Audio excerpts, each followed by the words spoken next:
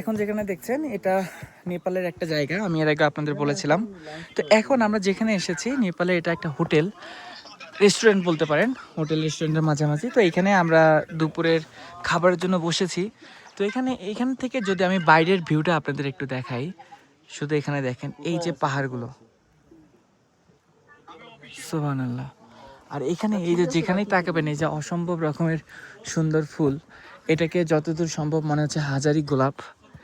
এই জিনিসগুলো ভাই এখানে যে কত বেশি সুন্দর লাগে, শুধু এই ফুলগুলোকে দেখেন, এখান থেকে এই যে বাইরের পরিবেশটা দেখেন। এটার মানে এমন না যে এই জায়গায় শুধু এই হোটেলটাই সুন্দর, মানে এই রেস্টুরেন্টটাই সুন্দর।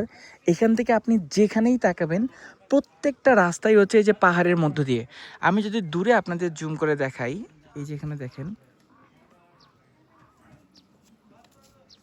এই যে এখানে কিছু বাড়ি দেখা যাচ্ছে। তো আপনি এখান থেকে যেখানেই তাকাবেন প্রত্যেকটা বাড়ি একই রকম, এই একই প্যাটার্নে করা, এরকমেরই ফুল গাছ এখানেই যেভাবে দেখছেন। এই যে পাহাড়ের গায়ে এইভাবে যেমন প্রাকৃতিকভাবে জন্মানো যে ফুলগুলো, এগুলোকেও যেমন সুন্দর লাগে। এখান থেকে আপনি যেখানেই তাকাবেন আপনার চোখ যেখানেই যাবে চারিদিকে এরকম ফুলের সমারোহ।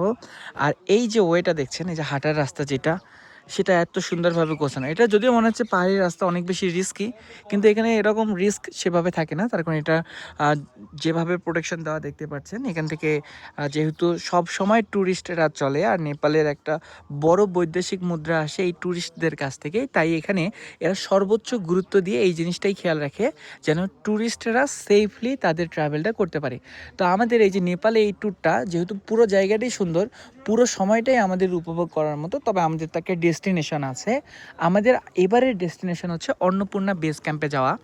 অন্নপূর্ণা বেস ক্যাম্পটা কেমন আমি যদি আপনাদের বলি, এখানে আপনি যতগুলো পাহাড় পর্বত দেখছেন, অন্নপূর্ণাটা হচ্ছে এখানে থাকা সব থেকে বড় পর্বত। আমরা সেটার উপরে যাব যেখানে বরফ অনেক বেশি থাকবে। তো আমাদের সেখানে যেতে এভাবেই এই রাস্তা দিয়ে হাঁটতে হবে 7 দিনের মতো, যেটা ফিল করতে প্রায় ইম্পসিবলই মনে হয়। তার কারণ আমি অলরেডি মাত্র আজকে 1 ঘন্টা হেঁটেছি। এই 1 ঘন্টায় আমার যে কী অবস্থা হয়েছে সেটা আমি বুঝতেছি। আমার যে ফ্রেন্ডরা এখানে আছে তারাও প্রচুর টায়ার্ড। তো আমাদের এই 1 ঘন্টার প্রতি 10 মিনিট পর পর মনে হয়েছিল যে না আমি আর পারবো না। তো যদি এই 1 ঘন্টার 10 মিনিট পর পরই মনে হয় যে আমাকে দিয়ে হয়তো এবার আর হবে না, আমি হয়তো আর পারবো না, এভাবে 7 দিন আমরা কিভাবে পার করবো আপনি চিন্তা করেন। তবুও এই যে আমরা যখনই মনে হচ্ছে যে পারবো না, একটু বসে এই যে চারিদিকের এই ভিউগুলো দেখি, এটা ওই মনে হয় যে লোভে পড়ে যায় যে এখন এখানে যেটা আছে, আমরা যদি এখান থেকে আরেকটু সামনে যাই তাহলে এটা হয়তো বা আরেকটু বেশি সুন্দর হবে। এটা আসলে এইরকম, আমরা যতই উপরে উঠছি টেম্পারেচার আস্তে আস্তে ফল করতেছে, নিচে একটু তুলনামূলক গরম বেশি ছিল, উপরে আস্তে আস্তে ঠান্ডা আসছে। তো যতই উপরে যাচ্ছি এই সৌন্দর্যটা আরও বেশি দেখা যাচ্ছে। আর এখন আমাদের এখান থেকে দেখেন, শুধু আমরা না, অনেক ট্যুরিস্ট এখানে আসে, বাইরে থেকে আসা। এটা বাংলাদেশি এখান থেকে আমি যে পর্যন্ত দেখেছি খুবই কম, বেশিরভাগই হচ্ছে বাইরে থেকে, চায়না থেকে আসা। আবার এদিকে আমি যাদের সাথে কথা বলেছি বেশিরভাগই ইউরোপের দিক থেকে আসা। আবার এখান থেকে শুধু দেখেন, এটা আমাদের রেস্টুরেন্ট, এখান থেকে আমরা খাবার অর্ডার করেছি। ঠিক এখান থেকে এই যে উপরের দিকের যে ভিউ সেটাও এরকম। আকাশের দিকে যদি দেখেন আকাশটাও যত বেশি সুন্দর, আর এখানে এই ন্যাচারাল ভিউটাও ঠিক এতটাই সুন্দর। এখান থেকে যদি আমি নিচে আপনাদের একটু দেখাই, এই যে নিচে একটু দেখেন, এই যে এখানে এই যে চাষাবাদের যে সিস্টেমটা, এটাও কিন্তু অনেক বেশি অদ্ভুত। যারা পাহাড়ে থাকেন হয়তো বা তারা এই ব্যাপারটা ভালো বুঝবেন।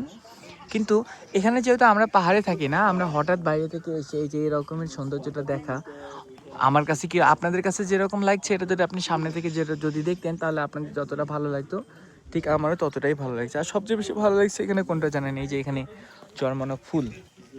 যদিও আমি ফুল প্রেমী, এখানে আমার ফুল অনেক বেশি ভালো লাগে, আমারও বাসায় বেশ কিছু ফুলের গাছ আছে। তবুও আমাদের এখানে এই যে এখানে যেখানে এসেছি আমি ভালোভাবে আপনাদের গুছিয়ে কথা বলতে পারছি না, তার কারণ এখানে অনেক বেশি টায়ার্ড। আমরা এখানে একটু রেস্টের জন্য এসেছি, যেহেতু রেস্টের জন্য এসেছি আমি চাচ্ছিলাম যে ভিউটা, যে সৌন্দর্যটা আমি দেখছি এটা আপনাদের সাথেও শেয়ার করার জন্য। তো আমাদের আজকের এই ভিউটা কেমন লাগলো অবশ্যই কমেন্টে জানিয়ে দিবেন। এতক্ষণ সাথে ছিলাম আমি হৃদয়। চাইলে ফেসবুক, ইউটিউব অথবা টিকটকে হৃদয় দ্য সেলর লিখে সার্চ করতে পারেন, তাহলে আমার সমস্ত ভিডিও পেয়ে যাবেন। ধন্যবাদ আবারও, আসসালামু আলাইকুম।